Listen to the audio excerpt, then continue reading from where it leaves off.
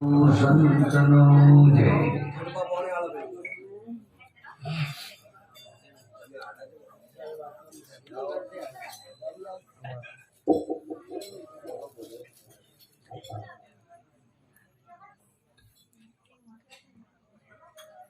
કે ગાય ગાઈને ભર્યો ગાડો, આખલો જોડ્યો અચળ, ભૂતનાથ ચરણે અખો કે રહ્યું હજરનું હજર. એટલે આપણે હમી વર્ષના એક દારા ગાવા મંડોળાય, પણ સંતો કીસે ગઈ ગઈ ભર્યો ગાડો, પણ ગાયાઈનો જો બધી ગમ ના પડે, ગાયાઈનો ભેદ ના જણાય ની સમજણ ના પડે તો આખી જિંદગી હોવર ગઈએ તો એક કશું પત્તો લાગે એવો નથી. તો આપણે એને સમજીશું. સંતો અમરો ભજન વાણીમાં બોલ્યા કે ભાઈ રમતા જોગી આયા નગરમાં. આવું ભજન આપણે ચીડથી ભરીએ છીએ, આજકાલના નહીં. પણ આપણે એ રમતા જોગીને સમજીએ નહીં. નગરમાં આયા, આ ચિયું નગર છે, રમતો જોગી કોણ છે, ચો અલખ જગાયા છે, સમજણ ના પડે તો હો બેલે કાર કોડ્યો તો એ કીધું આખું ને આખું. તો કે રમતા જોગી આયા નગરમાં, રમતા જોગી આયા, આવી આવી અલખ જગાયા. રમતો જોગી એટલે આ તમારા શરીરની અંદર જે આ પવન ચાલી રહ્યો એને રમતો જોગી કહેવાય. એ 8 પવન 32 ઘડીઓ રમી જોઈ રમતો જોગી. આ નગર એટલે આ કાયારૂપી નગર, અને આ કાયારૂપી દેહરૂપી નગરમાં આ પવન 24 કલાક રમી રહ્યો છે, રમતો જોગી. પણ કે આવી આવી અલખ જગાયા, અલખ જગાયો. એટલે કેવી રીતે અલખ જાગન, અલખ કને કહેવાય? જે પવન અંદર આવે એનું નામ ઓહમ, બાર પવન જાય એનું નામ સોહમ. ઓહમ સોહમ. ઓ અને સો બે પવન જે જગ્યાએ ટકરો હોય એમાંથી અવાજ ઉત્પન્ન થાય હમ. ઓ હમ અને સોહમ. ઓ અને સો બે બાદ થઈ જાય એટલે એમાંથી જે ટકરાવે તે અવાજ આવે એનું નામ કહેવાય હમ જોગી અલખ અનાદિ. એ મધ્યમાં તમે પોતે બેઠા એને કહેવાય અલખ જગાયા. અને એ લખવામાં આવતો નથી, ફક્ત આપણે એને બોલવા માટે, ઉચ્ચાર કરવા માટે સોહમ આપણે કહીએ. સો બોલાય, મ બોલાય, હમ બોલીએ છે આપણે ફક્ત સમજવા માટે. પણ હમ છે ને કે મેં ભમરો કરે ગુંજારા, સાધુભાઈ સતરી સંગત સુખ ધારા. મેં ભમરો ગુંજી રહ્યો છે, એનો અવાજ લખવામાં આવતો નથી. પવન અંદર આવીને બહાર આવે એમાં જે અવાજ આવે છે એને બરોબર વાપરવાનો. એ કોઈ દાડો તમે પેન લઈને લખશો તો એમાં કોઈ અક્ષર આવશે નહીં. એ રમતો જોગી આ પવન છે એમાંથી જે અવાજ ઉત્પન્ન થઈ રહ્યો છે અલખ જગાડ્યો. કે એવી રીતે સંતોએ કે ભાઈ આત્માનો ઓળખ્યા વિના લખ 84 નહીં મળે એવું ભજન વાણી કહે છે. પણ આપણા આત્માની ઓળખ, આત્મા એટલે બીજો કોઈ નહીં, તમે પોતે. આપણો શરીર જન્મથી તે અત્યાર સુધી શરીર આપણે પોતે એવું માની બેઠા છીએ કે આ જે શરીર છે આપણે પોતે છીએ.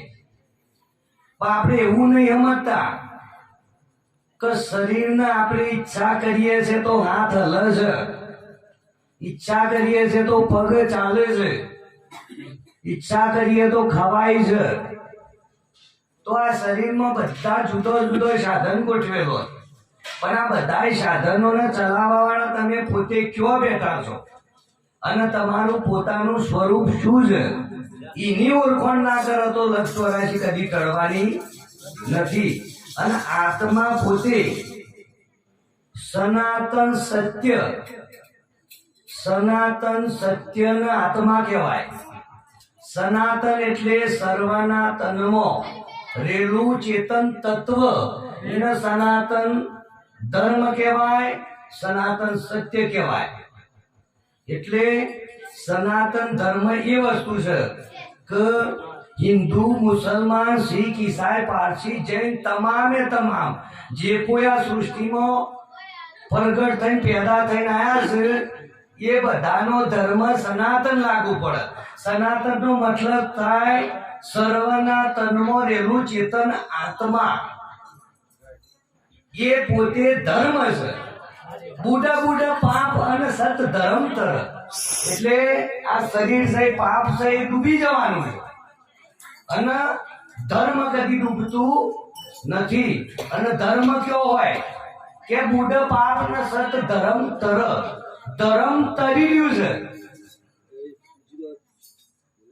ધર્મ દરેકના શરીરની અંદર છે ને તરી રહ્યું છે. અને ધર્મ પહેલું આવ્યું, પેલા શરીર નતું. તમને રામદેવજી કહે સુનો મારા બંધવા, કહું નીચે આ ધર્મની વાત. ધંધુકાર પુરુષ તે હતા તો તેના તેજનો પ્રકાશ, કે ચંદ્ર નતા, સૂર્ય નતા, નતા નવલખ તારા. તો ધર્મ હતું. તો ધર્મ ક્યાંથી આવ્યું? ધર્મ શું છે કે માતા પિતા જેનો મેરે પધાર્યો, કરી કરમવાળી પૂજા. પિતા હતા તે તન એકલા, પુત્ર જન્મ્યા દૂજા, હતું મનવીના કરમ નહીં હોતા. જ્યારે કે પવન વલોઈને પાણી નીપજો, એમાંથી થયો છે ઓમકાર. એટલે પવન વલોઈ એટલે બે પવન, જ્યારે નર નારી, જ્યારે શિવ શક્તિ જોમો પવનની ક્રિયા થાય, પવન વલોવાય. પવન શ્વાસ ઉશ્વાસની ગતિ વધે એટલે ઉપર બીજ તૈયાર થાય.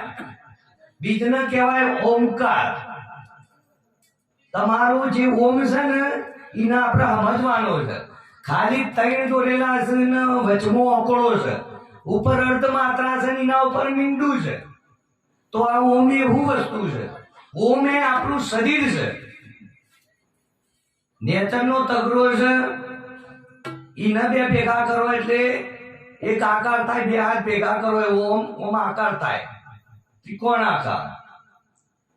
એના ઉપરનું અને પાછું નેતરનું બે ભેગા કરો એટલે બીજો પડદો આવે, અને વચ્ચોવચ ઘોર મીંડું આવી જાય એટલે તમારી ઓખ બની જાય. જે ઓમ છે ને, ઓમનું ખરું ચિત્ર બનાવવામાં આવે તો એ પાછું આપણું શરીર છે. અને શરીરમાં એ પાછું ધર્મ કયો છે, એ મીંડું કયો છે. ધર્મ કોઈ દાડો હંતાઈ જાય નહીં. ધર્મ કોઈ દાડો અઠર ના હોય કે હોમા જરૂર કે મારો સાહેબ બેઠો, ખરા ખોટાની ખબર કરે, હોમો જરૂર કો. એટલે કે સંતોએ કીધું કે ભાઈ જેવું બહાર છે એવું આપણા અંદર છે. આપણે બહાર આકાશ જોઈ રહ્યા છીએ, એ સફેદ છે. આપણે બપોરે આકાશમાં જોઈએ એટલે સફેદ દેખાય, વચ્ચે પૃથ્વીમાં જોઈએ એટલે લીલું દેખાય, પાતાળમાં જોવો એટલે કાળું દેખાય. તો એવું આપણા અંદર 3 કલર છે. ઉપરનો કલર છે સફેદ છે, મધ્ય બીજો વચ્ચેનો કલર છે લીલો છે, અને મોય છેલ્લો કલર છે ને ઠીલડી એ કાળો કલર.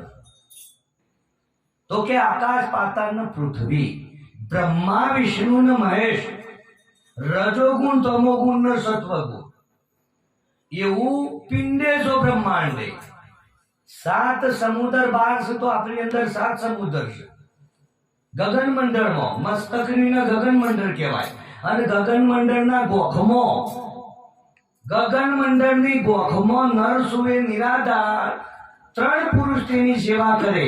બ્રહ્મા વિષ્ણુ ને મહેશ જેવા કરે સદગુરુની સેવા. એ સદગુરુનું પદ છે, ગગનમંડળ મસ્તક છે, ને એમાં એક બોક્સ છે કે જીરે સંતો ડુંગર ઉપર એક ડુંગળી અને ડુંગળીમાં એક ડેરી છે અને ડેરીમાં કે મારો વાલીડો બિરાજે. જય હો. અને એટલે કીધું કે ઓમાજરો કે મારો સાહેબ બેઠો ઉપર વાળો એ ન કહેવાય. એ ખરા ખોટાની બધી ન ખબર પડે. તન કી જાણે મન કી જાણે જાણે અંતર કી ચોરી તેરી છુપાઈ ક્યાં છુપી જિસકે આ જન્મ મરણ કી દોરી. એટલે આ શ્વાસ રહ્યો એ જન્મ મરણ ની દોરી છે અને શ્વાસથી આ શરીર ચાલે છે. પણ આ શરીર શ્વાસથી ચાલે છે અને શ્વાસને ચલાયેલું છે ઉપર બીજ. આ પવન છે ને બીજમાંથી પ્રગટ થયેલો. ચંદ્ર બીજમાં, સૂર્ય બીજમાં, બીજમાં નવલખ તારા. કહત કબીરા સુનભાઈ સાધુ મારા સદગુરુ બીજથી બારા. એટલા માટે 52 સદગુરુ છે અને 52 ની અંદર નિરંજન છે જે બીજ છે જેમાંથી સર્વ જગત ઉત્પન્ન થાય છે, પ્રલય થાય છે. આ બધું ઉત્પન્ન થવું, વિકાસ થવું ને પ્રલય થઈ જવું આ ત્રિગુણી માયા છે. એ નિરંજન નું પદ છે એને ચોથું પદ કહેવાય. ચોથું પદ શું છે કે ત્રણ દેવ કો સબ કોઈ જાણે બ્રહ્મા વિષ્ણુ ને મહેશ. ચોથા કા કોઈ મરમ નહીં પાવે. ચોથું છે અંદર કે ટીલડી રે મારા નેણોમાં શોભતી. એ મૂળ કમરમાં, મૂળ કમરી ન કહેવાય કે મૂળ કમરમાં 4 ચોકીઓ. જો ઓખમાં કોઈ પડવા જાય એટલે એકદમ ચોકી થઈ જાય તમે કેવા ચેતન થઈ જશો. 4 ચોકીઓ છે ઉપર ને 4 પોપણ 4 ચોકી છે અને મૂળ કમરમાં આખા શરીરનું મૂળ ચોસા કમરમાં, કમર ચોસા પોણીમાં. તમે જો ઉપર અંદર કમળની પોખરીનો આકાર દેખાય અને જળ ભરેલું. એટલે સંતોએ કીધું કે જલ બીજ કમલ, કમલ બીજ કલી, તા ઉપર ભ્રમણ નિવાસી કહત કબીરા સુનભાઈ સાધુ ગુરુબિન આ મરમ નહીં પાસી. એટલે નાભી કમરમાં બસત કસ્તુરી મૂરખ બન બન ફીરે ઉદાસી.